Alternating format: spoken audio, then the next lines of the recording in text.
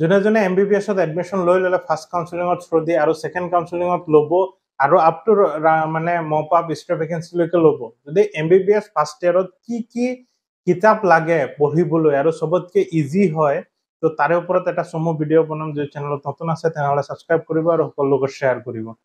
প্ৰথম কথাটো হ'ল কিতাপ মানে বুকছ বহুত ধৰণৰ আছে আৰু বহুত টাইপছৰ আছে ছেইম ছাবজেক্টৰে। ধৰি লওক এনাটমিৰে বহুত পাব, গ্ৰেছ এনাটমি পাব, বিডিচৰাচিয়া পাব আৰু বহুত পাই থাকিব। কিন্তু চবতকে ইজি আৰু ইজিয়েষ্ট লেংগুৱেজত লিখা কোনবিলাক আছে আৰু আসামত বেছিকে সেইবিলাকে চলে। আসামত বুলি নহয়, গোটেই ইণ্ডিয়াতে চলে। তাৰ অল্টাৰনেটিভো থাকে যোনখিনি একদম হাই ৰেংকৰ হয় আৰু একদম ইজিয়েষ্ট ৰেংকৰ, তাৰে ওপৰত ভিডিঅ'টো বনাব গৈ আছো। তো ফাৰ্ষ্ট ইয়াৰত কি ছাবজেক্ট থাকে? ফাৰ্ষ্ট থাকে এনাটমি, যোনটো নেকি গোটেই বডিৰ কেনেকুৱা অংগ আছে, ক'ত আছে, ক'ত ব্লাড ভেচেল আছে, ক'ত নাৰ্ভাছ চিষ্টেম আছে, গোটেই বডিটোৰ বিষয়ে পঢ়াটোৱে এনাটমি। তাৰ যিমানখিনি ফাংচন আছে, ফিজিঅলজিকেল চিষ্টেম আছে, যে কিডনি কেনেকৈ কাম কৰে, লিভাৰত কেনেকৈ কাম হয়, এইবিলাক চব ফিজিঅলজিকেল চিষ্টেমটো আৰু কেনেকৈ ফাংচন হয় সেইটো পঢ়িব ফিজিঅলজিত। আৰু বায়'কেমিষ্ট্ৰিত যোনখিনি বায়'কেমিকেল ৰিয়েকশ্যন হয় বডিৰ লগত আৰু কেমিকেল যোনখিনি ৰিয়েকশ্যন হৈ পিনে প্ৰডাকশ্যন হয় বা ইউটিলাইজেশ্যন হয়, ৰিয়েকশ্যন হয়, সেইবিলাক বায়'কেমিষ্ট্ৰিত পঢ়া যায়। তো মেইনলি 3টা ছাবজেক্টে এনাটমি, ফিজিঅলজি আৰু বায়'কেমিষ্ট্ৰি। তাৰ বাহিৰেও কমিউনিটি মেডিচিন অকণমান ফাৰ্ষ্ট ইয়াৰত পঢ়োৱা যায়। তাৰে আণ্ডাৰত এনাটমিৰ আণ্ডাৰতে আহি যাবগে এমব্ৰায়লজি আহি যাব, তাৰপিছতে হিষ্টলজি আহি যাব, সেইবিলাক কিছুমান বস্তু থাকে। তো এনাটমিৰ কাৰণে কি লাগিব? এনাটমিৰ কিতাপটো চবতকে ইজি কিতাপ কোনটো পঢ়িব পাৰিব? সেইটো হ'ল বিডিচৰাচিয়া বুলি থাকে। তো বিডিচৰাচিয়া একদম ইজি লেংগুৱেজ, ধুনীয়াকে নোটছ টাইপত লিখা থাকে, যে আপুনি ইয়াত পঢ়ি আছে আৰু এনেকৈ যদি আপুনি এক্সামত লিখি দিয়ে তেনেহ'লে মাৰ্কছ পাই যাব। তো এইটো একদম ইজিয়েষ্ট। আৰু তাতকে যদি আপুনি একদম টপ ৰেংকত পঢ়িব বিচাৰে, যে একদম হাই ফাই পঢ়িম, তেনেহ'লে সেইটো গ্ৰেছ এনাটমি পঢ়িব পাৰে, যোনটো নেকি ইণ্টাৰনেশ্যনেল মানে। আৰু ইণ্ডিয়ান যদি একদম ইজি লেংগুৱেজত পঢ়িব বিচাৰে সেইটো বিডিচৰাচিয়া, আৰু যদি ইণ্টাৰনেশ্যনেল পঢ়িব বিচাৰে গ্ৰেছ এনাটমি। ছেম ফিজিঅলজিত যদি আপুনি পঢ়িব বিচাৰে, তাত বহুত থাকে। গেনং বুলি থাকে, গেনন আৰু বা গাইটন বুলি থাকে। এইকেইটা হ'ল গেনং গাইটন হ'ল মানে কিতাপ যোনখিনি মানে ইণ্টাৰনেশ্যনেল লেভেলৰ, আৰু অকণমান মানে ইণ্টাৰনেশ্যনেল লেভেলৰ মানে কি চব ইংলিছতে লিখা থাকে। তো সিহঁতৰ লেংগুৱেজখিনি অলপ টাফ হয়, বুজি পোৱাত কষ্ট হয় মানে।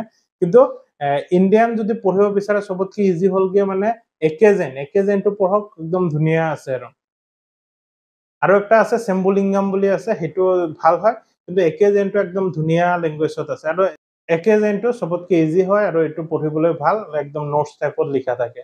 তাৰপিছত বায়'কেমিষ্ট্ৰিত কি লাগে? সেইটো DM বাসুদেৱা, মানে বাসুদেৱাৰ যোনটো ৰাইটাৰ হয়, তেখেতৰ মানে কিতাপটো চবতকে ইজি লেংগুৱেজত থাকে। আৰু বায়'কেমিষ্ট্ৰিৰ মানে বহুত থাকে, আৰু মই সেইটো জনাও নাই, মই ডাইৰেক্ট বায়'কেমিষ্ট্ৰি বাসুদেৱা বুলি শুনিছো আৰু বাসুদেৱাই পঢ়িছো। কিন্তু বাকী কেইটাৰ মোৰ অল্টাৰনেটিভো আছিলে, কিন্তু মোৰ গোটেই বছৰত মানে 10 দিনো মেলি চোৱা হোৱা নাই। বাকীখিনি একেজেন, বিডিচৰাচিয়া পঢ়া চবতকে ইজি আছিল, আৰু চেম্বুলিংগাম আছিলে মোৰ। তাৰপিছত প্ৰেক্টিকেলৰ কাৰণে কি লাগিব? এনাটমি প্ৰেক্টিকেলৰ কাৰণে লাগিব কানিংহাম, যোনটো নেকি ডাইছেকশ্যনৰ কাৰণে ধুনীয়াকে ছবি আঁকা থাকে, প্ৰচেছখিনি লিখা থাকে, সেইটো কানিংহামটো পঢ়িব লাগে। তাৰপিছত হিষ্টলজিৰ কাৰণে IV সিং, তাৰপিছত এমব্ৰায়লজিৰ কাৰণে IB সিং ৰাইটাৰ হয়। গোটেইখিনি যিমান কৈ আছো এইবিলাক ৰাইটাৰৰ নাম হয়। তো IB সিং, হিষ্টলজি আৰু এমব্ৰায়লজি IB সিং। তাৰপিছত বায়'কেমিষ্ট্ৰি প্ৰেক্টিকেলো DM বাসুদেৱাৰে পঢ়িব পৰা যায়, আৰু ফিজিঅলজি প্ৰেক্টিকেলো একেজেনৰটো একদম ধুনীয়াকে লিখা আছে, সেইটো ভালকে পঢ়িব পৰা যায়, আৰু গোটেইখিনি মানে প্ৰেক্টিকেলি ধুনীয়া বুজি পোৱা যায়, একদম ইজি লেংগুৱেজত আছে। আৰু বাকী park text book of community medicine, যোনটো নেকি অলপ চলপ লাগে, আৰু সেইটো কমিউনিটি মেডিচিন ফাৰ্ষ্ট ইয়াৰৰ পৰা পঢ়াই থাকে, সেইটো থাৰ্ড ইয়াৰৰ ছাবজেক্ট আছে। ছেকেণ্ড ইয়াৰতো নাথাকে, ফাৰ্ষ্ট ইয়াৰৰ নাথাকে, থাৰ্ড ইয়াৰৰ ছাবজেক্ট হ'লেও মানে ফাৰ্ষ্ট ইয়াৰৰ পৰা অকণমান পঢ়োৱা যায় আৰু সেইটো। তো এইখিনি কিতাপৰ লিষ্ট যোনখিনি লাগে আৰু একদম ইজিয়েষ্ট হয়, এইখিনি পঢ়ক, ভাল ডক্টৰো হৈ যাব আৰু ভালকে বুজিও পাব। যদি বুজি পোৱা নাযায় তেনেহ'লে ভাল ডক্টৰ নহয়। আৰু ইমান ইণ্টাৰনেশ্যনেল পঢ়িও লাভ নাই, যোনখিনি আমাৰ বেছিক দৰকাৰ হয় সেইখিনি নাজানি যদি অকল ইণ্টাৰনেশ্যনেল পঢ়ি থাকো একো লাভ নহ'ব। তো এইখিনি একদম চিম্পলেষ্ট কিতাপ, এইখিনি ল'ব পাৰে আৰু এইখিনি পঢ়িব পাৰে। Bye bye.